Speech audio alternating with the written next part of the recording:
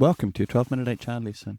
Today we're going to talk about different versions of you, older versions of people, and just how much are we accountable and responsible and beholden to prior versions of us. How much can someone say, no, that's not me anymore, man. I've changed. Curious? Let's go.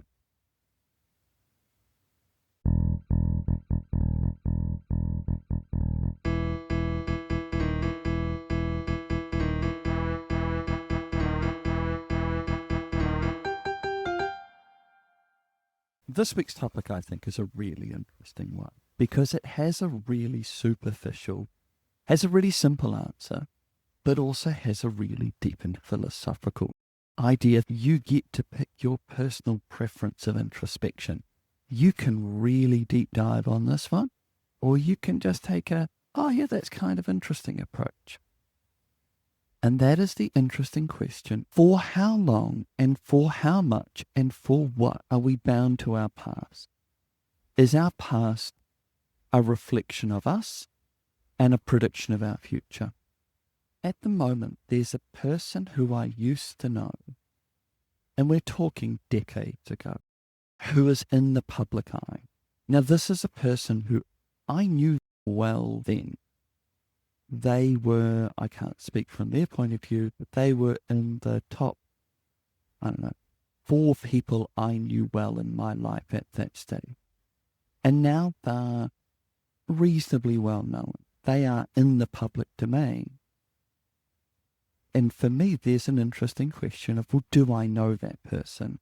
I knew them then. Do I know them now? I knew them in that stage of life. And so this is where I find this really interesting. I couldn't say that I know them because I knew a version of them 3 versions, 4 versions ago of them, and 3 to 4 versions of me ago. I don't know their children. I have met their partner a couple of times, but not through them. They've never met my wife. They don't know my children. They so much of life that is passed between now and then that I can't say I know them and that they know me. Now let's put that same concept, versions of us, into the very specific workplace issue. That is criminal conviction. Now, these tend to come up one of 2 ways, where we, in the recruitment form, say, do you have any criminal record? And they say yes. And then we have to make a decision as to what that is. Or alternatively, they say no, and then we get their police check, and it turns out they do have criminal convictions. The second one, you can always fall back on the question of, well, you didn't tell us the truth, therefore it's an act of deception, so that strikes heart and trust of the relationship. But in both circumstances, there is the underlying question. Okay, what was it? How long ago was it? And in both circumstances, the defense, the explanation is pretty much always the same. I'm not that person anymore. I've made mistakes. That was the previous version of me. That's not me anymore. That's old me. Old me is not current me and will not be future me. You can ignore that because that is not a predictor of me in the future. And that's such an interesting question. The framework that I think is most useful to think about is chapters of life. And I'll go back to my old friend from forever ago. I knew them then, but we're talking, that was chapter 3 of my life. I'm up to chapter 7. Chapter 5 was having children. Chapter 6 was doing a PhD. So much of my life has changed, and life has changed me.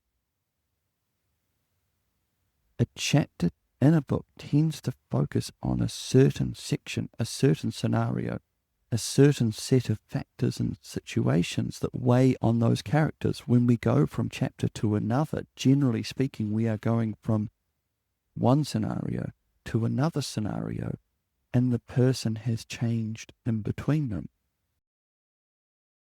So I need to give you something useful. I need to give you something practical. I need to give you something to think about when considering the question of to what extent is someone beholden to their past. I would say there's two factors involved. There's the question of how many chapters ago are we talking? I've had to deal with disciplinaries where the criminal conviction were 3-4 years ago, being between the age of, just say, 20 and 24. A 24-year-old saying, oh no, that was me when I was 20, I was a totally different person, to which we practically looked at that and went, yeah, we don't accept that premise. I don't think a 24-year-old is that different from a 20-year-old. But I've also dealt with situations where someone had an extremely long criminal conviction for lots of minor offences, but all from 10 years ago, in which we did practically go, yeah, we could accept the premise that you've turned your life around. You are a new person. You have closed that old chapter and started a new one. So I find the concept of chapters a useful framework for thinking, has someone closed off that time of their life and started a new one? And you can ask, and you absolutely should, okay, well, what's changed? What's different about you now? Where are you now that is different from where you were then? That first scenario, I've got a girlfriend and my girlfriend set me on the straight and narrow. I'm like, yeah, that's not enough. You made some pretty bad decisions there.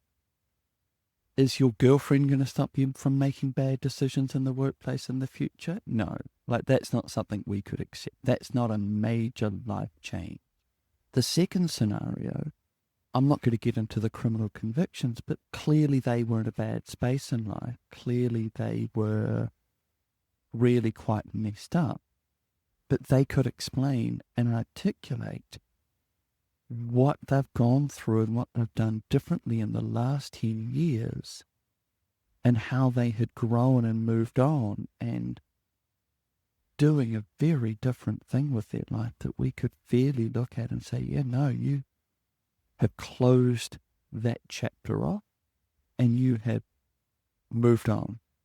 That old version of you is not really current version of you. Secondly, there's a question of, well, what is it that they did? Did they do something deliberate? Did they do something intentional? Did they do something knowing that it was wrong? Because people make dumb decisions all the time. But did they make a calculated, aware decision of self-interest? There's stupid decision. There's heat of the moment, there's outbursts, there's emotional reactions, there's bad decisions that people make in the spur of the moment that are just dumb decisions. But then there are calculated risk decisions that the person knows that they're doing something wrong, knows that they shouldn't be doing it, and make a logical, calculated decision to do something that they knew what they're doing is wrong in the hopes that they won't get caught doing it. The first set of those is, to my mind, there's a greater capacity to say, I have grown and I have learned and I'm not that person, because that was just a bad, dumb decision in the moment. The second, to my mind, there's a longer growth period on that one. If you make a deliberate decision, and we're talking theft or deception, if you make a deliberate decision at that time, it's a much longer time before someone could fairly conclude you wouldn't make that decision again. would you be able to get a job back at your first graduate job? Would you feel confident getting a job back at a workplace where all they know of you is how you were when you were fresh to the workplace? I picked that specifically because I could imagine we all suffer from a little bit of cringe as to how we were and how naive and how opinionated and how entitled and how foot and mouth we were when we were brand new to the industry.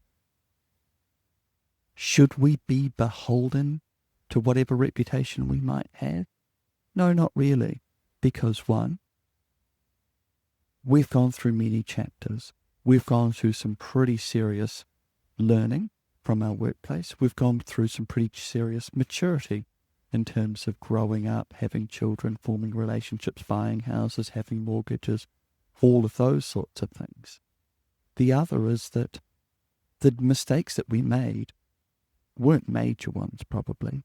Probably they were just bad judgment, naivety, lack of awareness, all those sorts of little micro bad decisions that we make along the way. So, to wrap this up and give you something solid to think about, if you ever find yourself having to consider the premise, weighing up the explanation, oh no, that's not me anymore, ask yourself, how many chapters old was that? Was it dumb or was it calculated?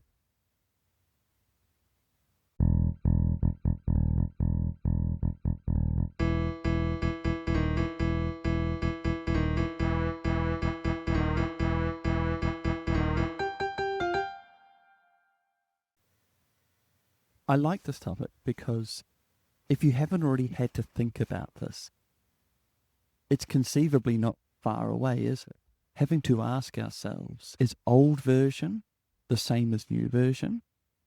How long and how far before we can start to rule that out as a different person and not the same person?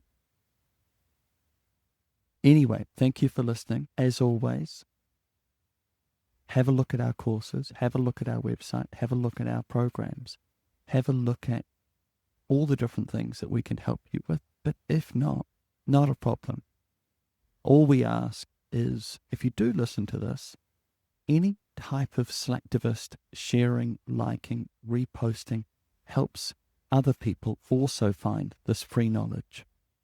So the more that you can do that, the more you can get us out and about and around to other people who might find this useful, the better for everyone. But otherwise, I'll catch you next time. Thanks.